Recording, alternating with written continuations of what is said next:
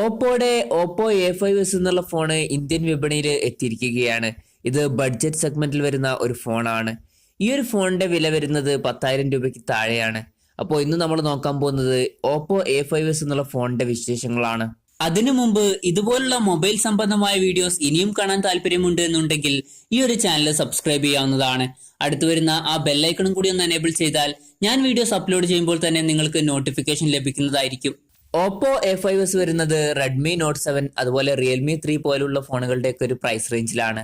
Display പറ്റി പറയുകയാണെങ്കിൽ Oppo A5sന്റെ display വരുന്നത് 6.2 ഇഞ്ച് HD+ ഡിസ്പ്ലേ ആണ്. ഈ ഒരു ഫോണിൽ നമുക്ക് ഒരു നോച്ച് ലഭിക്കുന്നുണ്ട്. വാട്ടർ ഡ്രോപ്പ് നോച്ച് ഡിസൈൻ ആണ് കൊടുത്തിരിക്കുന്നത്. പിന്നെ ശ്രദ്ധിക്കേണ്ട ഒരു കാര്യം HD+ ഡിസ്പ്ലേ മാത്രമേ ഈ ഒരു ഫോണിൽ ലഭിക്കുന്നുള്ളൂ എന്നതാണ്. നമുക്ക് ഒരു 10,000 രൂപ എന്ന പ്രൈസ് റേഞ്ചിൽ കുറേയൊക്കെ ഫോണുകളിൽ ഫുൾ HD+ ഡിസ്പ്ലേ ആണ് ലഭിക്കുന്നത്. അതുകൊണ്ട് നിങ്ങൾക്ക് ഒന്നും കൂടി ബെറ്റർ ആയിട്ടുള്ള ഒരു ഡിസ്പ്ലേ ഉള്ള ഫോണാണ് വേണ്ടതെന്നുണ്ടെങ്കിൽ നിങ്ങൾക്ക് വേറെ ഫോൺ സെലക്ട് ചെയ്യാവുന്നതാണ്.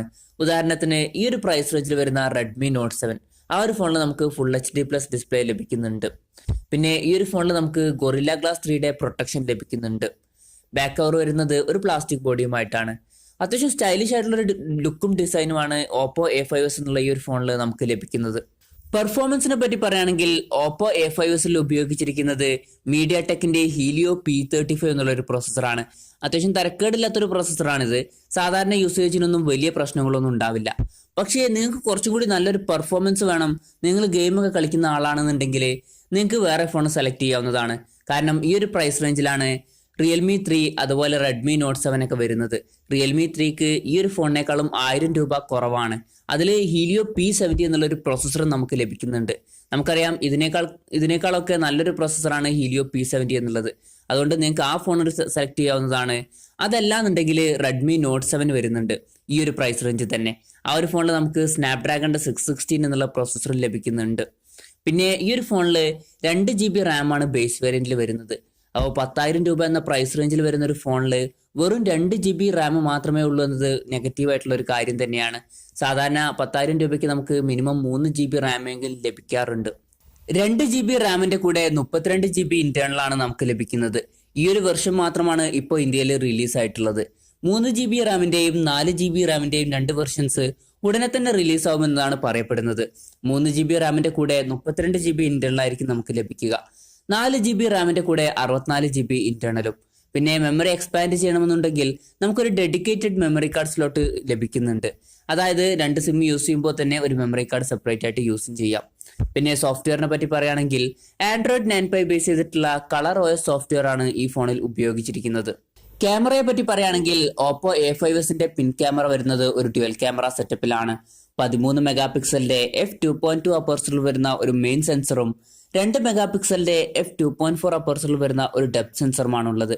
പിന്നെ ഫ്രണ്ട് ക്യാമറ വരുന്നത് 8 മെഗാപിക്സലിന്റെ f2.0 അപ്പർച്ചറിൽ വരുന്ന ഒരു സെൻസറാണ്. അത്യാവശ്യം തരക്കേടില്ലാത്തൊരു ക്യാമറ പെർഫോമൻസ് ഈ ഒരു ഫോണിൽ നമുക്ക് ലഭിക്കുന്നതായിരിക്കും. ഈ ഒരു ഫോണിന്റെ എടുത്തു പറയേണ്ട നല്ലൊരു ഫീച്ചർ എന്ന് പറയുന്നത് ഇതിന്റെ ബാറ്ററി മാത്രമാണ്. 4230 mAh ബാറ്ററിയാണ് ഈ ഫോണിൽ നമുക്ക് ലഭിക്കുന്നത്. അതുകൊണ്ട് തന്നെ നല്ലൊരു ബാറ്ററി ബാക്കപ്പ് നമുക്ക് ഈ ഒരു ഫോണിൽ പ്രതീക്ഷിക്കാവുന്നതാണ്. പിന്നെ ഫോണിന്റെ വിലയെ പറ്റി പറയുകയാണെങ്കിൽ 2 GB റാം 32 GB ഇന്റേണൽ വേരിയന്റിന്റെ വില വരുന്നത് 9,990 രൂപയാണ്. ഈ ഒരു പ്രൈസ് റേഞ്ചിൽ ഇത് വളരെ നല്ലൊരു ഫോൺ എന്നൊന്നും പറയാൻ പറ്റില്ല. കാരണം ഇതിനേക്കാൾ നല്ല ഫോണുകൾ ഈ ഒരു പ്രൈസ് റേഞ്ചിൽ വരുന്നുണ്ട്.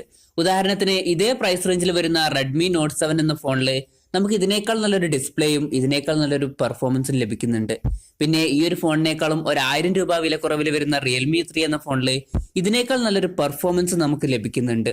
പിന്നെ ഓപ്പോ A5s എന്ന ഈ ഒരു ഫോണിൽ വെറും 2 GB റാം മാത്രമേ നമുക്ക് ലഭിക്കുന്നുള്ളൂ. സാധാരണ ഈ പ്രൈസ് റേഞ്ചിൽ വരുന്ന എല്ലാ ഫോണുകളിലും നമുക്ക് 3 GB റാം ലഭിക്കാറുണ്ട്. അതുകൊണ്ട് തന്നെ അതൊരു നെഗറ്റീവ് ആയിട്ടുള്ള കാര്യം തന്നെയാണ്. പിന്നെ ഈ ഫോണിന്റെ പോസിറ്റീവ് ആയിട്ടുള്ള എടുത്തു പറയേണ്ട കാര്യം 4230 mAh ബാറ്ററി ലഭിക്കുന്നുണ്ട് എന്നുള്ളതാണ്. എന്റെ ഒരു പേഴ്സണൽ അഭിപ്രായത്തിൽ ഈ ഒരു ഫോൺ ഈ പ്രൈസ് റേഞ്ചിൽ സെലക്ട് ചെയ്യുന്നതിലും നല്ലത് റിയൽമി 3 അല്ലെങ്കിൽ റെഡ്മി നോട്ട് 7 സെലക്ട് ചെയ്യുന്നതായിരിക്കും.